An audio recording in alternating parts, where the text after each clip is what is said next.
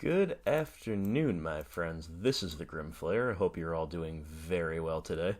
And I've got kind of an unusual video today. I'm playing Golgari, which is not unusual. That's all I've been playing lately. I go back to taking some turns in a little while here, but for now I want to really test this Golgari list. But the reason that this game is unusual is because it's against a pretty good gaming buddy of mine, and we just happened to get randomly paired up. It's kind of funny. Out of all the hundreds, if not thousands, of people playing at any given time, we didn't even know each other was online. We just ended up against each other. So of course, I've got to upload it now. Let's see what we're dealing with here. We've got a pretty balanced hand. Been seeing a lot of hands like this lately where we might just be slightly light on the interaction, although Inquisition is obviously very nice. But we do have two threats, and one of them does scale into the late game while providing potential card advantage, which is what I like to see if I am on a 4-land hand with a slight paucity of interaction. So I think this is a for sure keep.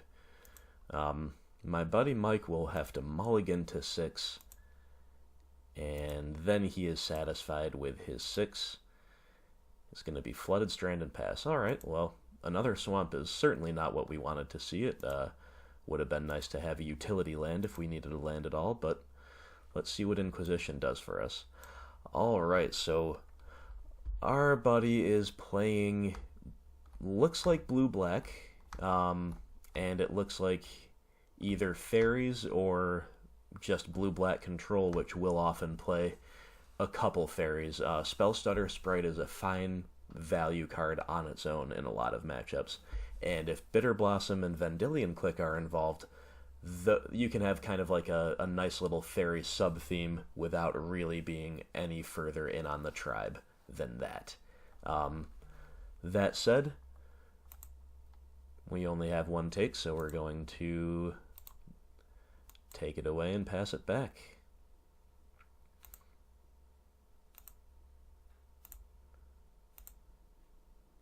Polluted Delta pass. Alright, Thoughtseize is a good draw. I think what we want to do here, however, is get the Tarmogoyf in under counter magic. Be proactive, start the clock. The main thing we're really frightened of with Thoughtseize, from his hand is, of course, the Jace, which we can still Thoughtseize next turn. So we do have that window, and that's why we're sequencing accordingly. Here comes an island, and a Liliana of the Veil. That's a nice one. Alright, yeah, that's one of the strengths of playing blue-black control, is you get to play Liliana alongside Jace. Some people have said they don't work all that well together due to, some, on the face, they at least work at cross purposes. Liliana is trying to put the game into mode where both players are top decking and she threatens the ultimate, and Jace is, of course, trying to generate advantage most of the time.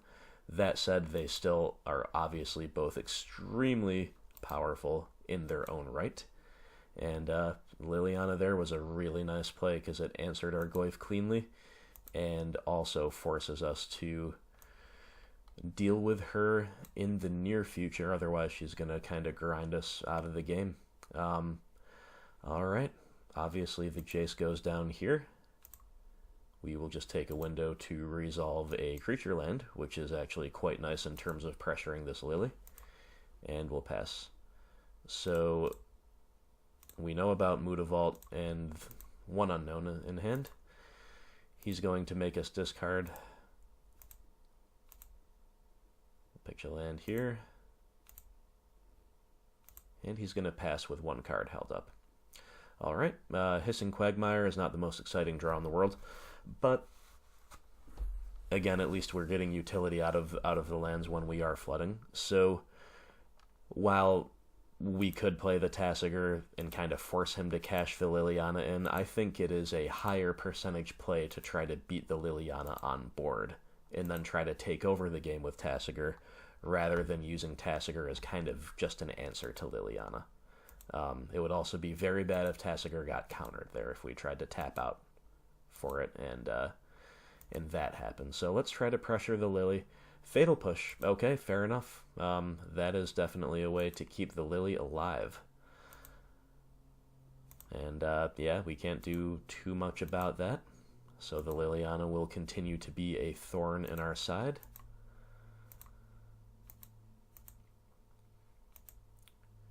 Pretty clearly got to pitch the Catacombs there. We want our Manland and we want the Tasigur. Now, Tireless Tracker, that's a good draw. We basically, what we wanted there was either something that we could play this turn alongside Tasigur. You know, like an Abrupt Decay would have been pretty nice there. We could have decayed the Lily, played the Tasigur, delving heavily, played the land, and been empty-handed. Or we wanted something better than Tasigur, and I would classify Tracker as better than Tasigur in this specific instance. We're forcing him to either Edict, which puts us ahead on cards because of the clue, or Tick Up Blindly, which would be pretty risky unless he can answer the Tracker right now. Well, he gets to look at our hand with a Vendilion Click and present a blocker. That's pretty good. So he's just going to tick up the Lily. All right, I like the play, Mike. I like the play. We're going to draw a land off the top. We've been flooding really hard, but of course, Tireless Tracker makes it all okay. So here I have a couple options, right? I can fire up the Quagmire and send them both in to pressure the Liliana. That's actually pretty poor, because that allows the Click to cleanly trade with the Tracker, and Liliana will still be at 2. He'll be able to go back to ticking up, and I haven't really accomplished much. He's gotten my big value engine off the field that way. So I'm going to crack one clue to start in the hopes of finding a Fatal Push for the Vendilion Click. That would be the cleanest answer here. We find another land. Alright, that's not very good, but we're still live for push, so I'm just going to crack it again. And yet another land. This is why we need to keep the Tracker around, you know, because it's turning our flood into theoretical value if it can stick around. Now, the other upside to this line is it, of course, makes the Tracker big enough where Click can no longer trade with it. That said, it can certainly still chump, and that's what our opponent does. I think that was certainly the correct decision. They pull an Inquisition. That's going to be a blank. So, of course, Edict is the only line that makes sense there. So he has dealt with our Tracker. However, we forced him to minus to do so. We got plenty of value out of it. Of course, we now get to finish off the Liliana with this Hissing Quagmire. Feels alright. Feels alright. That said, we really wish we had some gas to follow that up with, and we do not. So we're both kind of in top deck mode. We technically have card advantage, but card advantage isn't really translating to anything right now. He plays a Bitter Blossom. That's a really good card at this stage of the game, and this is a really good answer to it. Assassin's Trophy. Gotta love it. And, of course, we get to fire up the Quagmire and get in. Wish this was a Treetop Village, but we will certainly not turn our noses up at that.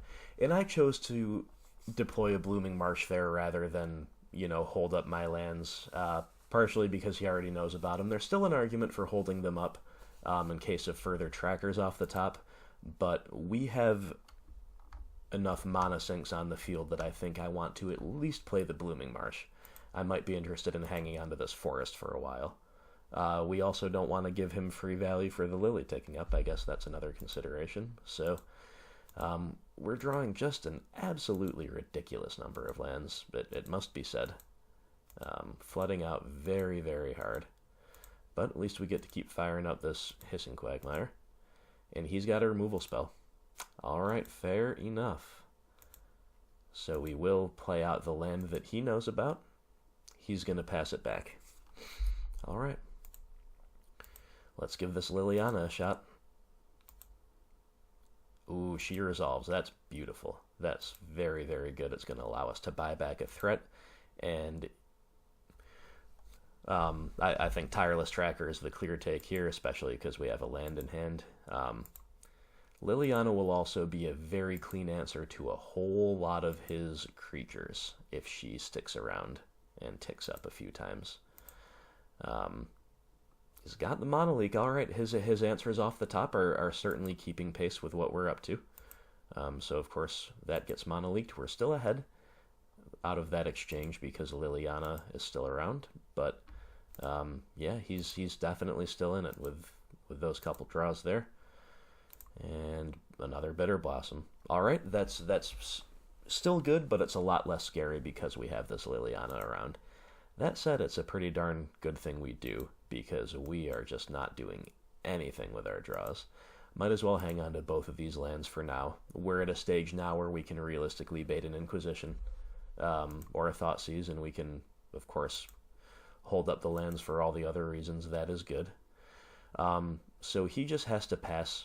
Back to us. We're going to draw a Tireless Tracker. That's awesome. We're going to start out by taking up to kill that fairy.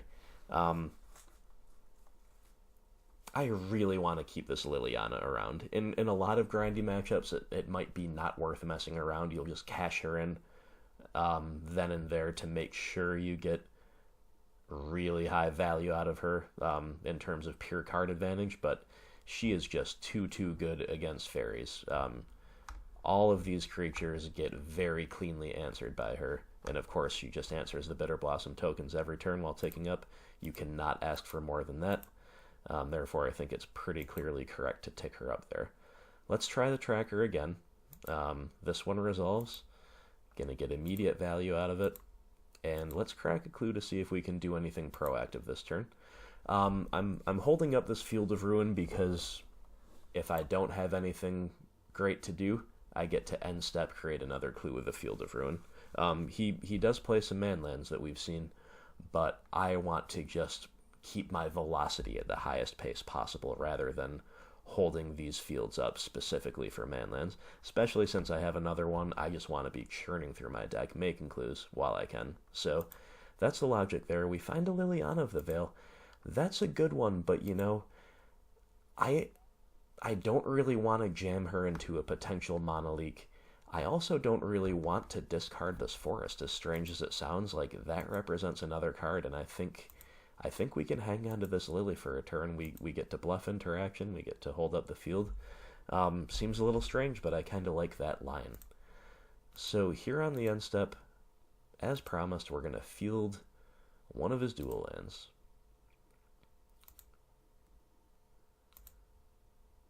Making another clue. And that, of course, gives him the Revolt trigger for the Fatal Push he found. So that's something that, frankly, I did not consider, and I should have. That said, we're still pretty happy to have gotten enough value out of that tracker before it got pushed to make it worthwhile.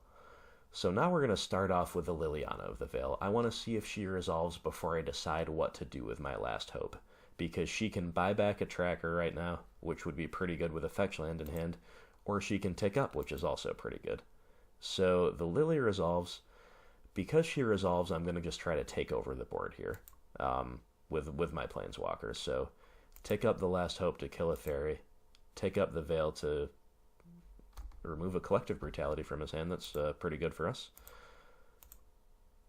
Let's see what else we find with the clues, and it's a Tarmogoyf. All right, that is pretty sweet. So now we are in a very commanding position. I'm still going to hang on to that Forest because why not? Opponent will take his draw and then scoop it up. Yeah, we've just got too much value on board. Even if he finds a kill spell or something, at this point I'm pretty confident that our Lilianas are going to put the game away. So, good game, well played. I flooded like a madman in the mid-game, but I did find enough tireless trackers to eventually turn that flood into some value. And this card is just off the charts good against what he's up to. Liliana is very good in control matchups in general, because she can buy back threats and she can eventually become a win condition on their own.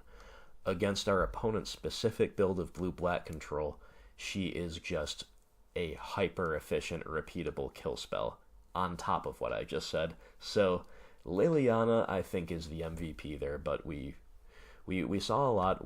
Trophy was nice to answer the first Bitter Blossom right away. good game on both sides. I think both players took the right lines at the right times, but I think the value of Tireless Tracker and of Liliana the Last Hope is really what put the game away. So let's move over to sideboarding, and let's see what we can do against blue-black control. Alright, my friends, we are back for game two. Well, not quite game two. We got a little ahead of myself there. We are here to sideboard against blue-black control or blue-black fairies. Maybe it's control with a fairy sub-theme is kind of the most accurate way to describe it. But we do not know exactly what our opponent's up to. We know that they have Bitter Blossom, Spell Stutter, Sprite, and Vendilion Click for some tempo plays that can interact on the stack or with the hand, or with presenting grindy value. So those are probably the primary win conditions. We've also seen Jason Liliana. So our opponent is up to something like that. It's going to be a little bit hard to sideboard against. So I'm going to speak a little bit more in generalities than I'm used to, because blue-black control is a lesser-known archetype. We don't know our opponent's list card for card. So let's just take a look and see at what's viable. Engineered Explosives is viable. It can hit some 2-drop permanents like Bitter Blossom. He might play Search for Azcanta. It can also sweep up the tokens. That said, it's going to look pretty dumb if he's holding Counter Magic in hand and he's playing Lilianas and Jaces, and we want to be proactive, but instead we have an Explosives. So I think that's a maybe board card right now. Nihil Spellbomb. A lot of times decks like this will have a Micro Splash for white to play Lingering Souls. We did not see that, and I don't think he has it. That said, he could still be playing Snapcaster Mage, so maybe one in the maybe board for now. Kind of hard to say. I wouldn't bring in more than one without having seen any Snapcasters. Maelstrom Pulse I do like. This is an out to the tokens just like Explosives is, but it's a little more versatile in that it can hit the Planeswalkers, namely. Can also hit a creature if we need it to, but really hitting the Planeswalkers is nice. I'm also going to bring in Golgari Charm. It is going to potentially counter a Fatal Push with the regen mode. It's going to potentially hit a Bitter Blossom, or like I said, if he plays Search for Azcanta with the Destroy Enchantment mode, it's also going to sweep up his X1s. It's not as big of a blowout potential as it is against a lot of decks, because I don't expect him to present all that many creatures at once. It would kind of be a strange progression on both sides if he did. That said, I still think this card is worth bringing in. I used to like Fulminator Mage in all of the control matchups. Now after Assassin's Trophy, I don't like it against 2-color control decks, really. Maybe still against blue-white control, but against this lower curve, I don't think we want the Fulminator. I think Choke is a maybe. It's only a maybe because I did see some Dark Slit Shores, so it might not be quite as good as it would otherwise be. It's still probably coming in, but that's still a maybe. I like Nissa Vital Force in these types of matchups. Against any control deck, she's usually good, and against any black-based mid-range deck, she's usually good. Blue-black control, of course, kind of lives in both of those worlds to some degree, so I think she's quite good here. Even though she's a little clunky to try to resolve against cards like Monolith, we still want her in the deck. No to Bailoff, no to Surgical Extraction, especially because we haven't seen Snapcaster yet, but even so, it's not a matchup where we want that. Duress is less of a guarantee than it usually is, just because they do play enough creatures, but yeah, you know what, the more I think of it, the more I like the Duress. Brutality is more of a maybe board card. This is nice because it can kill fairies, the drain is somewhat relevant, and of course spot checking for the plenty of instant sorceries that they do play. That said, whether we have room for a third, I don't know. Don't like any of these top-end anti-creature cards. That's just not really where we want to be. So we've got 4 maybes and 4 yeses for sure. So let's go ahead and bring in the yeses, and let's see what we don't like. Liliana of the Veil is very good against the control side of their game. She can get kind of outcompeted by Jace to some degree, but even Jace she can help keep under wraps. Of course, we'd prefer to answer the Jace with a removal spell or some attacks, but where she's bad is against... she's going to be hard to protect against their flyers, some of which have flash, and her Edict is very bad against the Bitter Blossom tokens. I like removing one and maintaining two. We'll see how that looks, but I kind of like that. We've got a lot of really good cards here in this matchup. I don't think we want to go down on threats any more than we already have.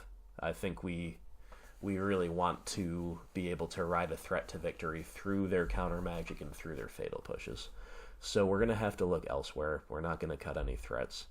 I think we can just trim one Assassin's Trophy because we're getting some slightly more efficient answers in this matchup.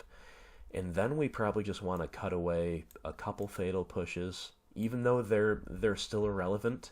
Don't want to lose the decay. Don't want to lose any more trophies. It's, we could maybe cut a brutality instead, but I like the utility of brutality over fatal push. I think access to 2 push is fine. So 4 more cards. Like I said, this is going to be a little bit of an imprecise sideboard type because I would need to play this matchup more and preferably see my opponent's list before I was more sure about any further changes. So when in doubt, sideboard conservatively. So I would probably run something like this while being willing to come back to the drawing board for game 3 and check out these extra cards and see if we like anything less in the main deck than we like these 4. So something like that is how we would kit out for this matchup, and let's go to game 2. Okay, my friends, we are back here for game 2. We are on the draw, and our opponent has kept 7, as will we. It's a little unexciting in some ways. I never really like to see a tracker with only 2 lands, but this is going to be a long, grindy game. We'll get there. We sided out 1 or maybe 2 of our fatal pushes. I don't remember what I did specifically for this matchup, but seeing most or all of what we left in hand is not necessarily ideal, but we'll see how it shakes out. He's got an Inquisition. Okay, so I expect him to either take the threat he's most scared of or take our own Inquisition, and he took the tracker. Fair enough. That's usually never wrong, and he's going to extract the trackers. Okay, so in my previous video against Mardu Pyromancer, I mentioned how I don't think Surgical Extraction is great against my deck. And I do stand by that. That said, with the type of tempo game that my opponent is up to, if he kind of knows the gist of my build, if he knows it's a big mana tracker-oriented build, he might think that Extraction, taking out my best value engine and reducing my threat density, making me more prone to flooding with less to do with my extra lands, is worth it. And, getting it tracker extracted does feel pretty bad, so let me know in the comments if you want what your thoughts are on that principle in general. But yeah, all 4 of my trackers have bit the dust. Pretty unfortunate. So we get to Inquisition him back, and holy moly, he's got nothing left in his hand. Well, that's another reason to aggressively Surgical there, I suppose. So that's alright, fair enough. Yeah, fair enough. Never feels good to blank on an Inquisition, but if it means our opponent's not up to anything, then yeah, can't really complain too much about that. So we're going to deploy Scavenging Ooze. Not the most exciting threat in this matchup. It might prove relevant over time, but it's not really going to get too far out of control. And it dies to Fatal Push. And it can be traded with by a fair amount of his things, especially early on. So, not the most exciting threat, but I'm certainly happy to have a threat on turn 2 here. He goes Bitter Blossom, pass with a Polluted Delta up. Bitter Blossom is pretty nice at this stage. And I am currently unable to cast my Liliana. Not only is my third land an ETB tapped land, it also leaves me shy 1 black. So we've pretty much got no choice but to just be proactive in a different way here, playing out our Scoozes and passing. And here comes the Bitter Blossom value.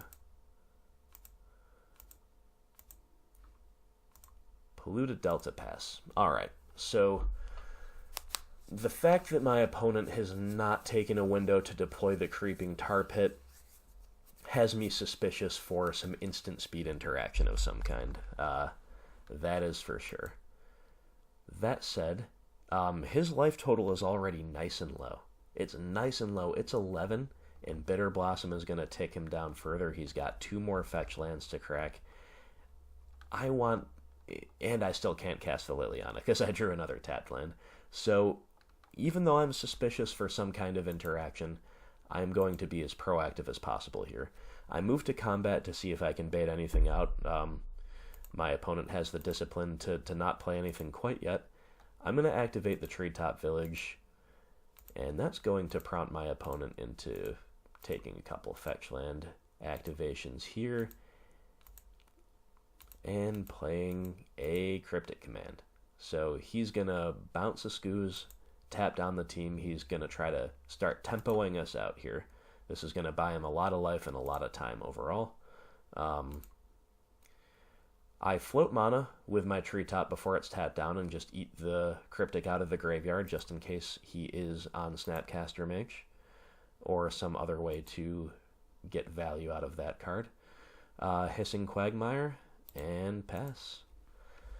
At least we've got the manlands. They're going to prove to be pretty nice in this matchup generally, I think. He's got the manlands too. He's got a Mutavault and a Creeping Tar Pit that we know about still in hand. And a Liliana of the Veil. Alright, that's pretty good. So that gets to cleanly take care of our Scavenging Ooze. And he's going to leave back his stuff as blockers. That makes sense.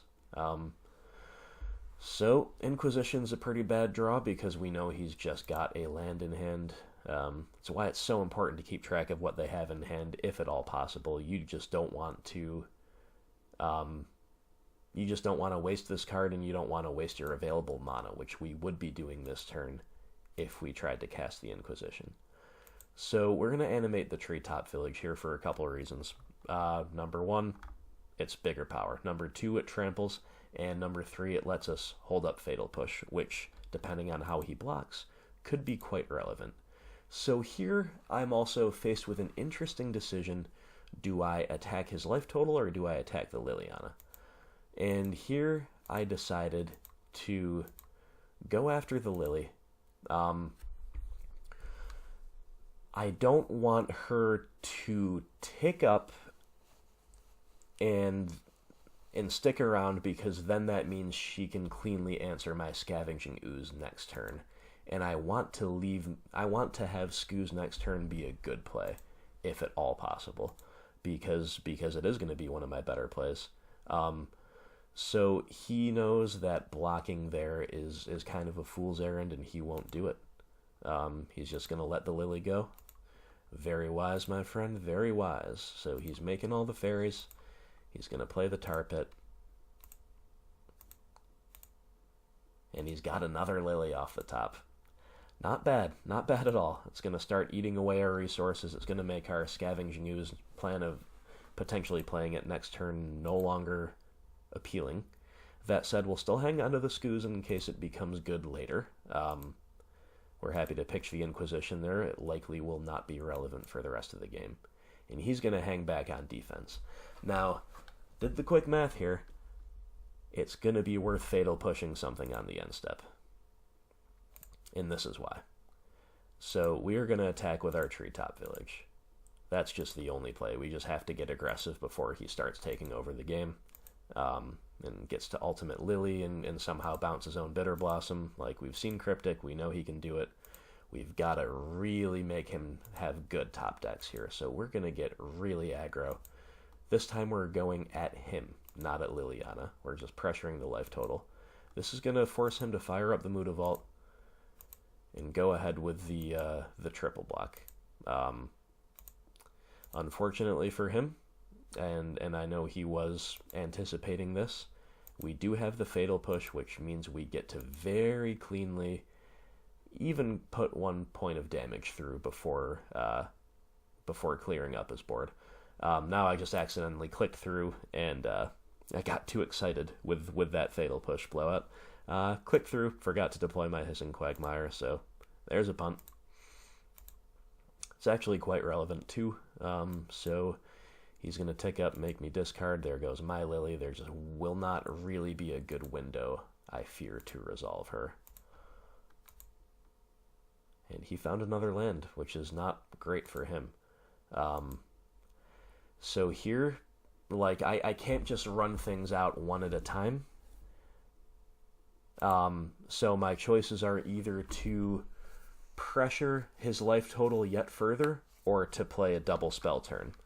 I chose to pressure the life total. I don't know if there is a surefire answer, but the trample here is so relevant. It's going to force him to, at the very least, fire this up, potentially take the double block if he is afraid of another Fatal Push. And sure enough, there's the double block, so I'm pretty happy with that.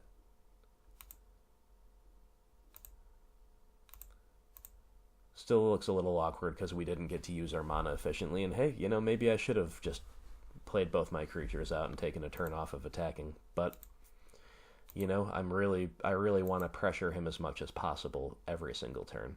Now, Fatal Push is a fine draw, but we pretty much, at this point, Treetop Village is a much better attacker than Quagmire, so now it definitely makes sense to play out both creatures. And he drew a Fatal Push for a turn. I mean, he's just getting the answers. There's no question of that. He still has to deal with his own Bitter Blossom, though. It's going to put him down to 3. He will Edict away my remaining creature. He will get in for 1.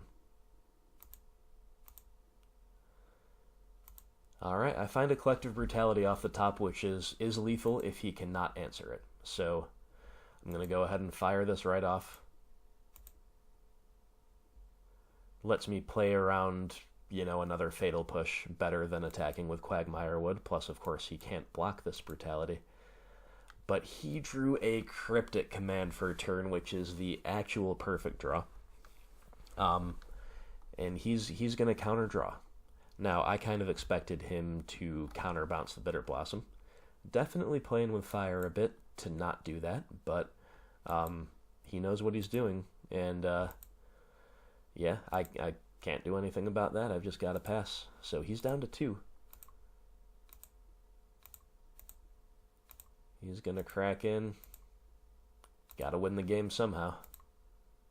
And these fairies could potentially do it. End step. Alright, so I'm going to Fatal Push this Fairy Rogue on the end step. He chose not to tick the Liliana up, which means he's got something very good in hand. You know, I can't play around it any better than this. If I end step Fatal Push, I can at least, in theory, untap and swing for lethal with the Quagmire. That said, I'm sure he's probably got something. Fatal Push resolves, though, so that's step 1. We draw land, which is not very good. We get to fire up the Quagmire and see if we can put the game away with our 2/2. He's going to fetch down to 1, okay. And it's Snapcaster Mage for Cryptic Command. Yup, it is a Snapcaster deck, and that was just perfect, because now he gets to bounce his own Bitter Blossom, draw a card, and trade off Snapcaster with my Quagmire.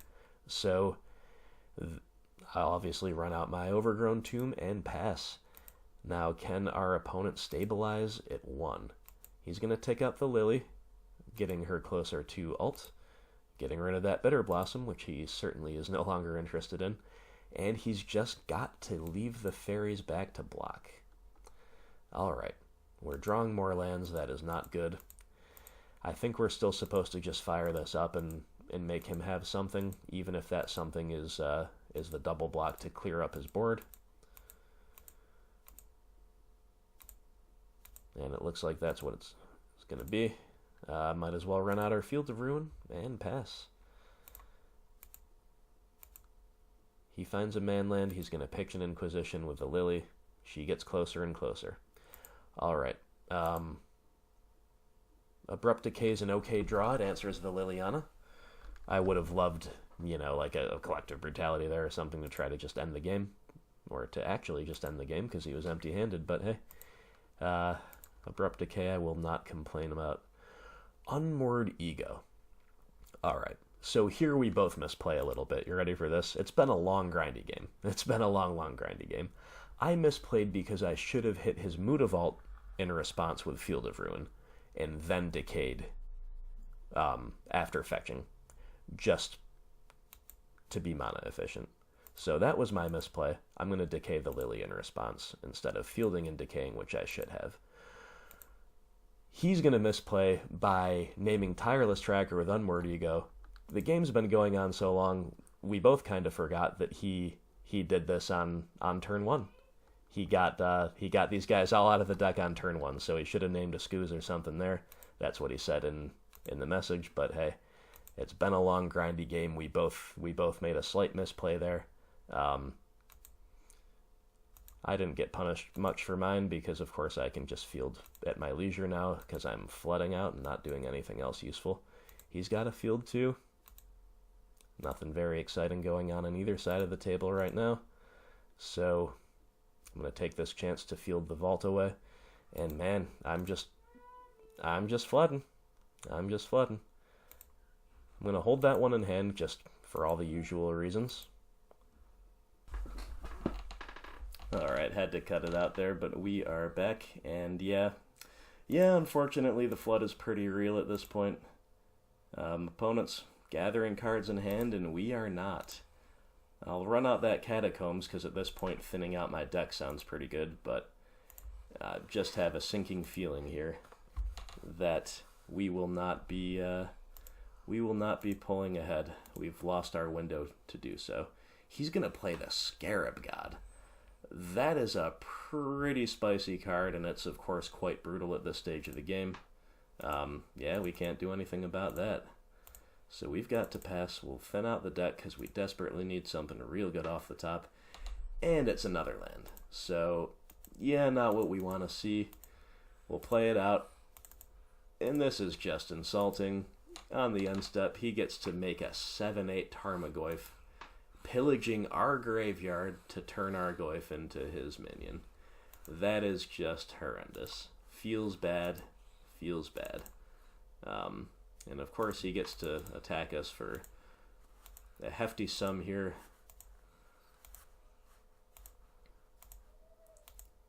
We're down to 3, and we're pretty dead. Yep, draw the Brutality that we needed a few turns back, and we will die. So that was a pretty brutal flood, and that Surgical Extraction turn 1 on the Tireless Trackers, I poo-pooed the card against me in the Mardu matchup, but man, that actually seemed to work pretty well there. It meant my threat density was lower. It meant my land count was higher relative to what was left in my deck, and both of those factors seemed to come up. So, rough beats. Our opponent played really well to stabilize at 1 life, and yeah, he just found the bomb off the top. Good old Scarab God. What can you do? Well, I'll tell you what you can do. You can go to game 3 and try to win that one. So let's see what happens. Alright everybody, we are back for game 3, and we have a kinda clunky hand. Our mana is a bit strange. Treetop Village is fantastic in the matchup, but Field of Ruin is okay. It's going to help fix our mana potentially, but we're unlikely to meaningfully affect theirs. It's more of a kill spell for a manland. And we have double Tarmogoyf, double Tireless Tracker. Now, Normally, this is a hand that I'm not that excited about because it's really unbalanced. It's, of course, very threat heavy and does not have much interaction to speak of. But against this deck, you know, just putting the dummies down onto the field, it just might work. So I'm pretty happy to keep that. Our opponent will keep 7 as well. We get to play the village and pass. Flooded Strand and pass. Alright, Inquisition is a pretty good draw overall, but I am mostly just interested in playing out the Tarmogoyf. Don't spell snare me, man. He did not. Good. Alright, step 1. We played the dummy. That's a good start. That's pretty much the entirety of our plan here today is just play the dummies. And look, we drew yet another one. Alright, this is just... we just look like a zoo deck or something at this point. A very, very slow zoo deck. So this time we're going to lead off with the Inquisition. Our mana, despite being clunky, is still good enough to cast a Tarmogoyf as a follow-up play. So Inquisitioning here allows us to potentially clear the way for our Tarmogoyf and to grow the one that's on the field right now. That's certainly something that we are interested in doing. We want the clock to be as real as it can get.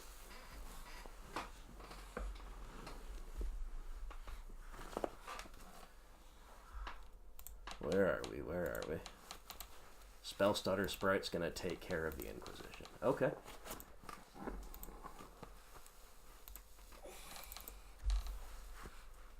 Here comes the Tarmogoyf getting in.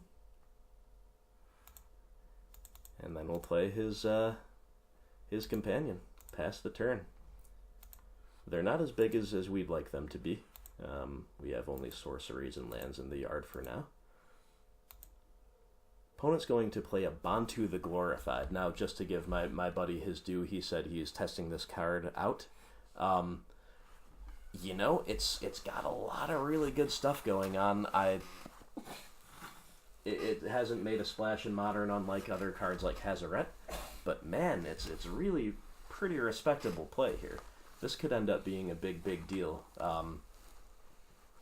as far as how well it lines up against our threats, especially if you can get like a Bitter Blossom or something online. So yeah, hopefully that Bantu doesn't just kind of stop us in our tracks, but we get to untap. We draw yet another threat. Man, our hand is so unbalanced here. At least we get 1 turn of free attacks with the Tarmogoyfs.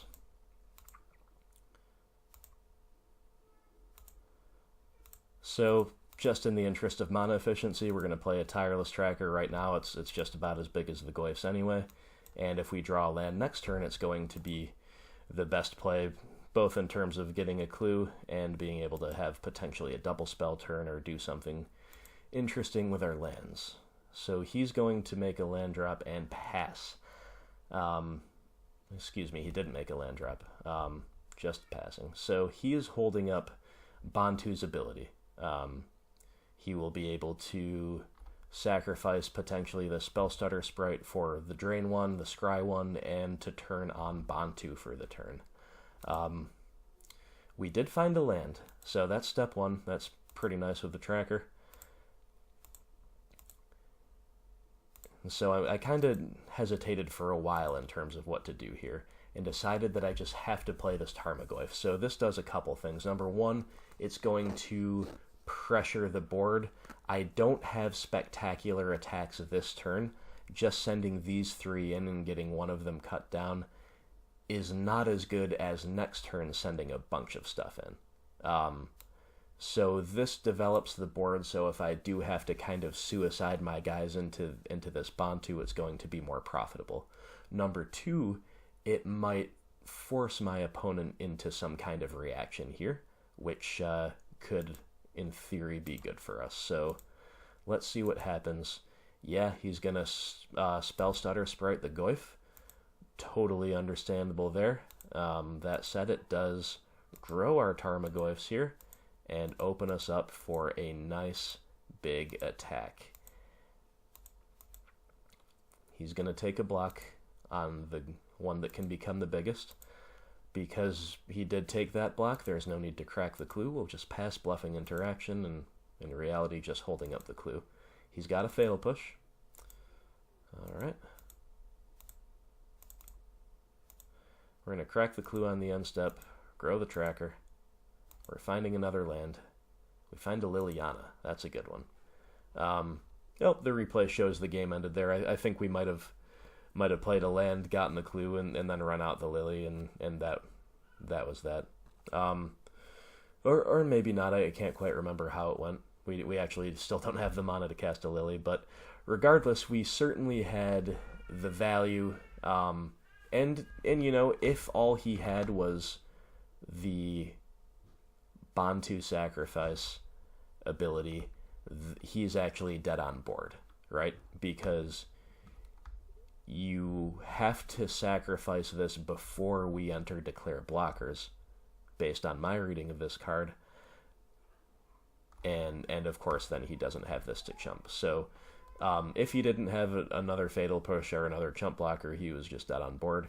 If he did have those things, well, seems still kind of like an uphill battle for him. So the super high threat density actually ended up being pretty good against this kind of tempo-oriented deck that can potentially outgrind us in the long game. The fact that we were on the play was enormously important for that hand to succeed, but we were on the play, and it did. And some medium-sized Tarmogoyfs, led by a tireless tracker, just kind of ended the game before he could really stabilize. He was also stuck on 3 lands, so maybe he was on cryptic. Maybe he was on the cryptic stall plan if he found a 4th. That I do not know. But regardless, we did get there. So 3 really cool matches against an archetype that you don't see every day, but you might start to see more of with Assassin's Trophy in the meta. Burn just had a bit of a resurgence. It might have cooled back down a little bit, but there are a lot of incentives to play Fields of Ruin and to play a streamlined 2-color mana base. So, be ready for archetypes like Blue-Black Control. And they've certainly got a lot of game to them. Now, we had 3 pretty different games in terms of how they played out. Game 1, we kind of both got into top deck mode, and he was drawing the answers that he needed to keep pace with my action that I found off the top when I wasn't flooding. But eventually, tireless tracker value proved to be too much to overcome. Game 2, I flooded to Oblivion, and he also flooded as well, to be fair, but then he found the Scarab God, and it was just all over. And of course, game 3, I just played out like a weird zoo deck and won on turn 6. So, just shows you how interesting and how much variety you can find when you have 2 interactive decks going up against each other. So, well played, Mikey. Great games. It was a lot of fun. Our brains both hurt after this one. It was one of those. Lots of branches growing off the old decision tree when decks like this meet up. So, thank you all so much for watching. I hope you enjoyed it. I will go back to our regularly scheduled Tier 1 opponents as much as possible. I know that people are hungering to see games against spirits, against humans, maybe Burn, Tron, games like that. I'll try to find them. I'll try to upload them. But this match was great. And because it was a random pairing against a good buddy, it was just too cool to pass up. So I hope you enjoyed it, and I will see you for the next one. Have a great day.